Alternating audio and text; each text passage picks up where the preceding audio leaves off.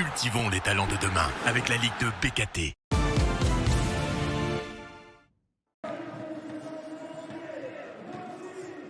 Un match de barragiste de la saison dernière. Rodez avait joué une potentielle montée en Ligue 1 en fin de saison alors que Laval a dû passer par le barrage de maintien pour rester en Ligue 2 BKT. Mais les compteurs, eux, sont remis à zéro avec cette nouvelle saison. Le Stade Lavallois se présente avec un nouvel entraîneur, David Vigne, arrivé en provenance de Fleury. Laval, loin d'être ridicule dans le premier quart d'heure, mais qui va se rendre le match difficile avec l'exclusion du Sénégalais Sidi Bané dès la 18e minute. Un accrochage avec Mathis Touot, l'une des recrues ruténoises en attaque. La sanction semble juste. Sidi Bané était battu sur les premiers appuis et interrompt sans doute ce qui aurait pu être une opportunité de but pour Rodez. Laval doit donc jouer pendant plus d'une heure en infériorité numérique à 10 contre 11 et va logiquement subir par la suite, même si Rodez se montre timide dans le premier acte. Unique opportunité, une frappe lointaine de Jordan Mendes. Laval qui recule dès les premières secondes après le retour du vestiaire. Une belle combinaison avec Ibrahima Baldé, désormais orphelin de Terry Carconte, parti en Angleterre. Et Mathis Touot, lui, qui bute de nouveau sur Mamadou Samassa, qui conserve pour l'instant son but inviolé.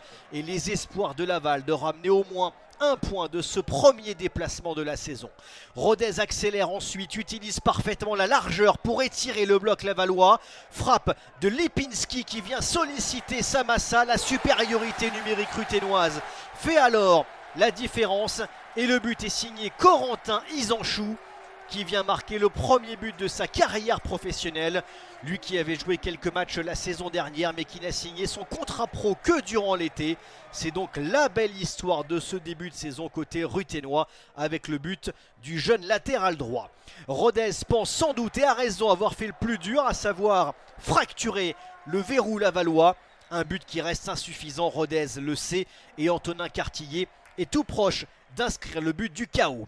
Les Ruténois ont raison d'être méfiants malgré un but d'avance et une supériorité numérique à domicile. Laval tente des coups et des exploits individuels avec ici l'Ivoirien Trévis Dago qui efface seul la défense de Rodez et qui vient buter sur le poteau de Quentin Bratt.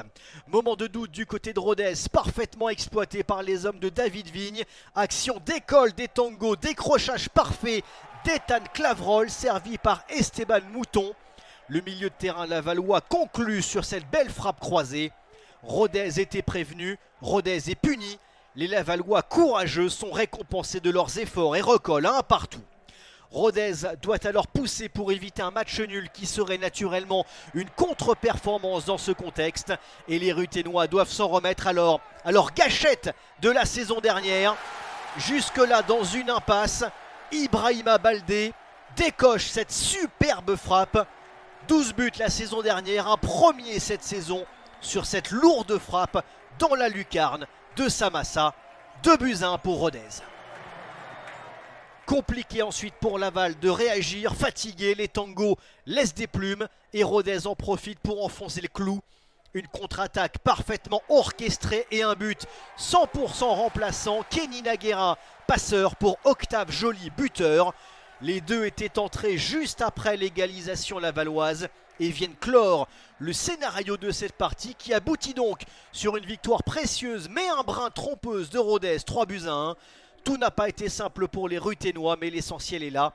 Les hommes de Didier Santini assurent un premier succès avant un déplacement à Annecy lors de la prochaine journée.